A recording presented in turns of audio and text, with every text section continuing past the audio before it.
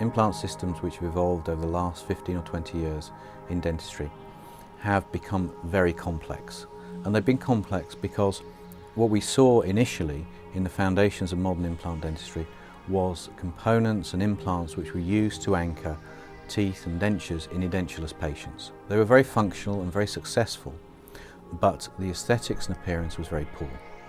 So over the last few years, what we've seen is a desire by patients and a need by clinicians to produce restorations which have a good appearance and good aesthetics and match natural teeth and missing teeth in a highly attractive way. The result of that is that dental implant companies have produced large numbers of components. Engineers have designed complex systems to really address those needs. And in doing so, what we now see is dental implant systems which comprise maybe 1,000, 1,500, even 2,000 components. In creating a new system, the primary desire was to be able to rationalise implant dentistry.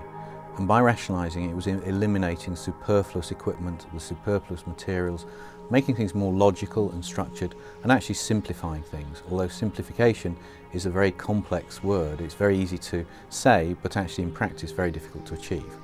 So what we had to do was actually start from scratch.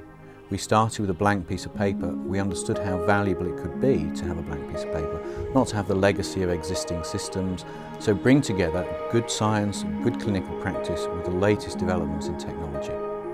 And the way we achieved that was by working with a colleague, Frederick Engman, who'd got a lot of experience as an engineer and as a bioengineer in the dental implant industry. And together we laid the foundations of the Neoss system. So we worked to look at all those principles and all these issues, and a nice example is in terms of the implant geometry. Bone is of very different qualities. Even within the same patient, it may vary from as soft as balsa wood to as dense as teak in different parts of the mouth. Now, historically, clinicians have chosen different types of implants to suit those different densities of bone. What we did was design a specific geometry which worked in a very clever way, which we patented and enabled us to work with a single implant for all bone qualities. That was different and a significant technological advance over what had been currently available. The aim was not just to simplify the system alone, but also achieve the ultimate and the state-of-the-art in technical performance and in terms of handling, to enable the clinician to achieve the maximum success rates under all clinical indications, and to enable him to do that in a way that was very successful for his patients and very comfortable for the patients. So to reduce treatment times, to be able to introduce efficiency and performance, to improve the finished results and to improve the quality of life for patients ultimately.